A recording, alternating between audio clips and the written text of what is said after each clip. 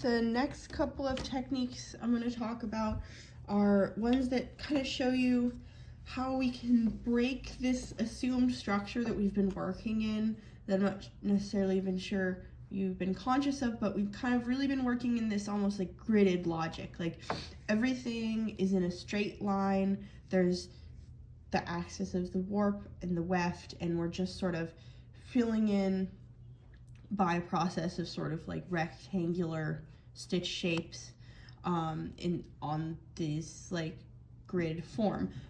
But there are other ways to work, and it's really something that's really nice about tapestry is that it is not locked in necessarily to that form, and there's a lot of kind of fluidity that you can insert in there, and you know, some of that can be really intentional style, and some of that can just be knowing like, oh, I don't have to follow these rules exactly, I don't have to count through exactly how much everything is, and I can you can work a little more freestyle and a little bit less rigid. So the first thing that we're going to do is just talk about, basically we're going to create a mound, and then we're going to throw a piece of yarn across that mound to create a curve, and rather than working up that curve in sections, in lines, we're just going to go straight across and watch it kind of fall on there. So all this is going to be creating two diagonals towards the inside. So we're just basically creating a triangle, but because the triangle is going to be pretty low and it's going to have kind of a unifying pressure on it from that piece thrown over it, it's going to create a mound shape as it gets pressed down. So we're just going to go across, and I'm going to decrease every 2 passes on each warp thread, because I want a little bit of height on there. I don't want it to be too shallow. So I'm just going to do that until I hit the middle.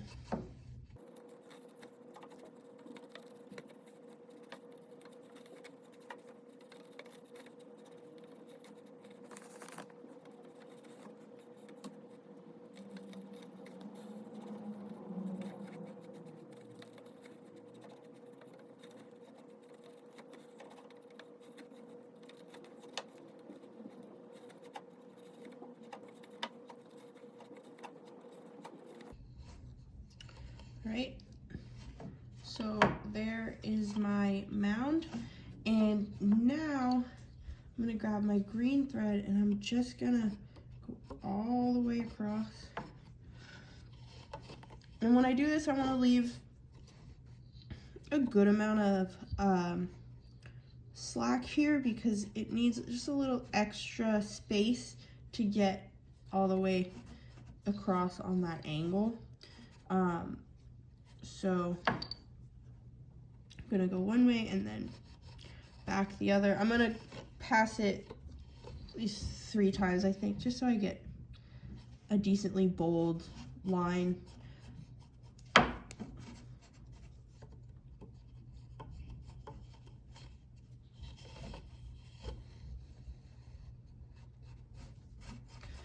right, and now what I'm gonna do is come back with a white thread, and so we can work it just like how we did the top sides of the circle, where we're just filling in one and then the other, but just to show you how you can kind of just stay a little loose with these things and work a little intuitively, I'll show you. I'm just gonna work it with one single thread in sort of a wonky way. So I'm going to start on one edge,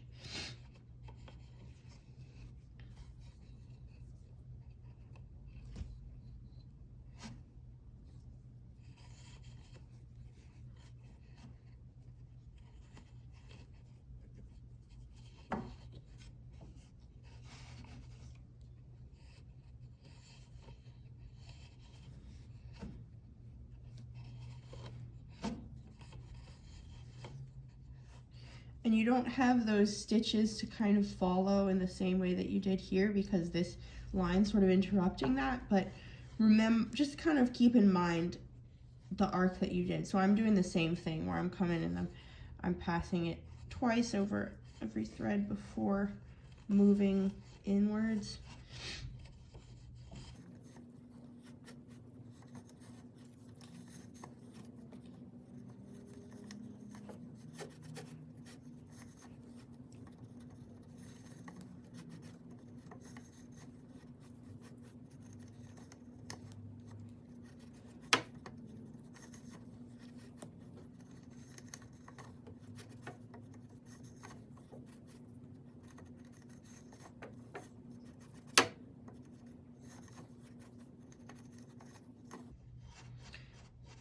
Alright, and now that I've reached the top of that mound, what I'm actually going to do is I'm just going to move my yarn all the way across to that other edge and let it come down like that green one did. And now, and again, making sure I have enough slack so that it's not super tight there. And now I'm going to work it just like I did from that other end. But you see, I didn't have to start a whole new thread. This little piece coming down is not going to be a visual interruption. It'll disappear. I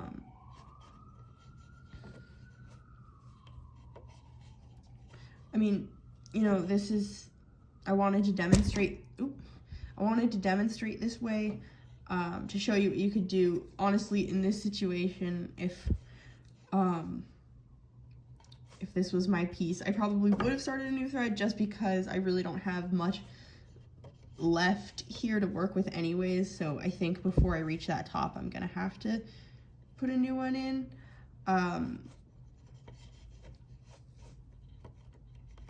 But just to be aware, this is a way that you can work.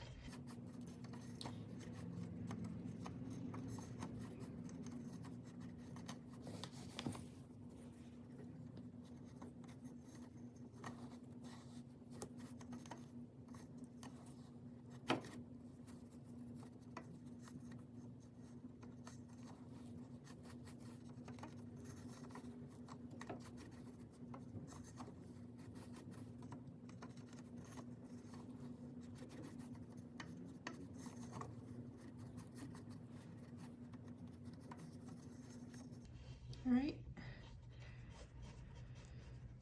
and now it's all evened out, and I'll just pass it across one more time all the way so that I can really get a nice even look up top.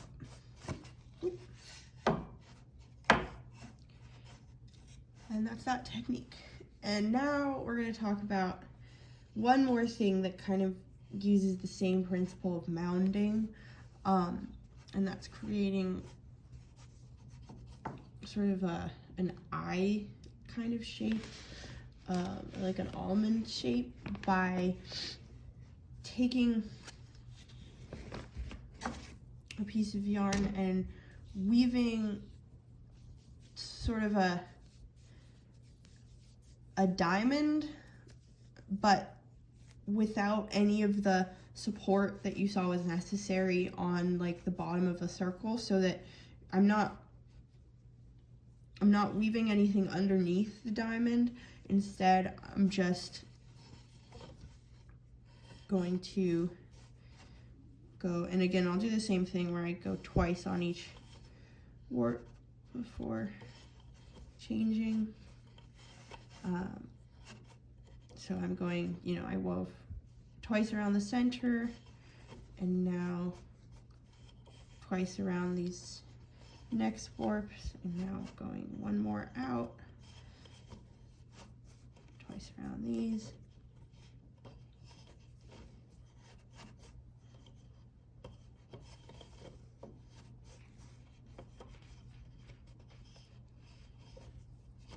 And one more out.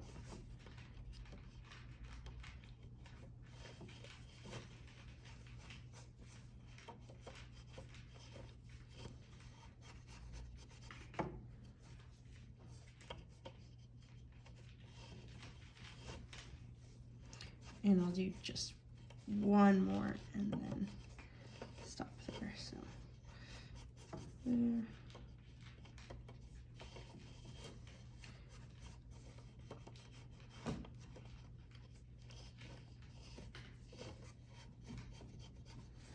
And now we're going to start coming back in again.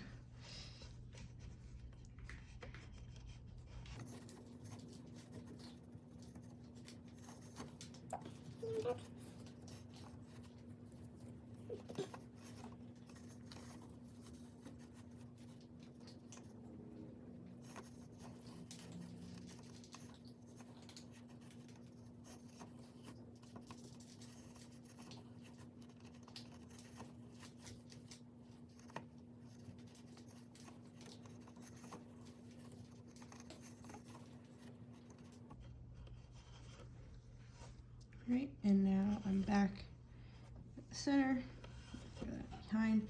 And so you can see if I push this up, how that is essentially a diamond shape, but squished down and becomes this kind of almond shape. And you can also see how it's squishing the weft underneath it to conform to it and create this nice curve. And so we're gonna follow that again, and instead of going how we did here and stepping up, we're gonna start by trying to imitate the way that this has a nice curved line.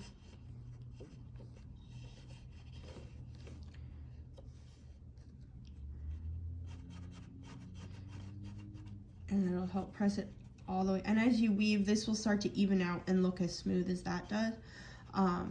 And we'll pass that a few times like this.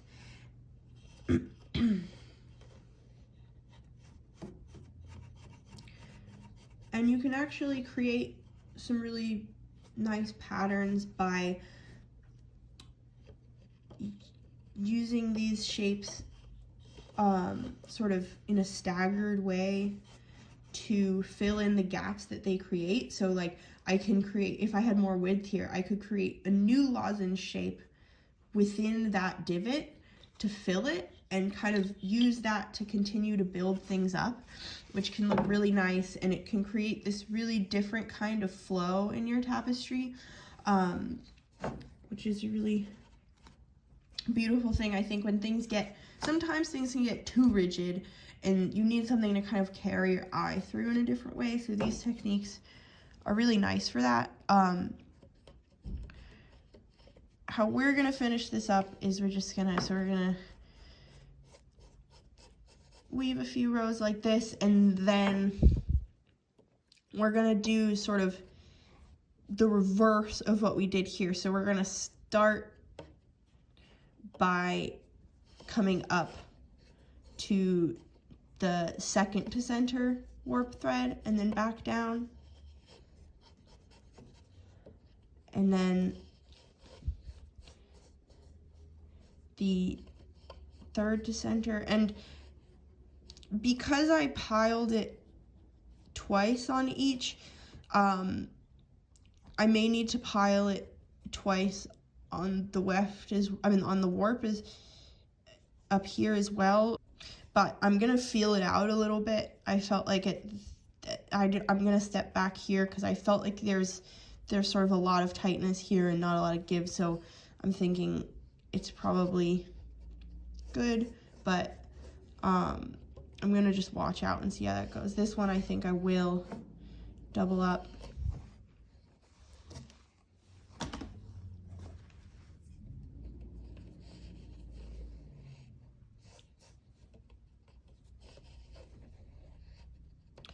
And then decreasing again by one. And so you can see how that's filling in the same way, but doing it by decreasing rather than increasing. And yeah, I am finding that I definitely am going to want to double up on each of these.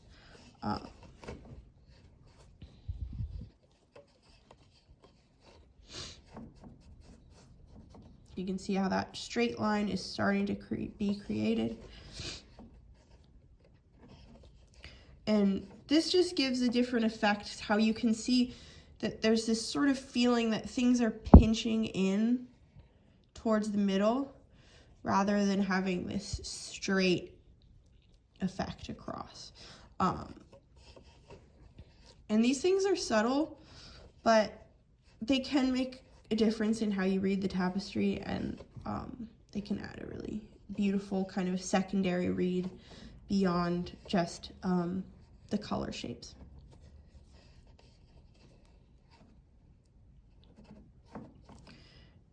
And again, in order to save yarn and just not deal with more ends, I'm just gonna take this and, well, first I'm gonna wrap it once around here. I'm gonna take this and just move it all the way across, and that'll also help kind of even out what's a little bit of a wonky edge there.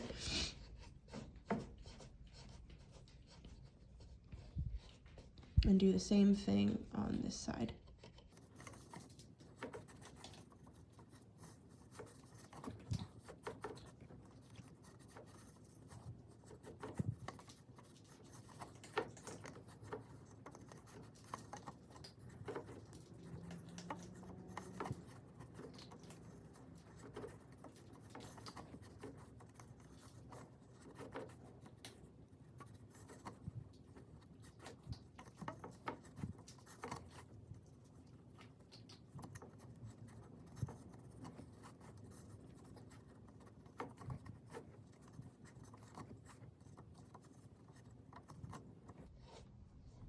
Right, and then I'm gonna take it across one more time.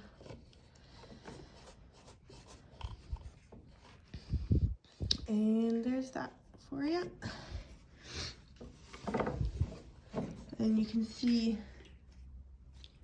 how there's some interesting new directional energy going on with these stitches as compared to what that's looking like.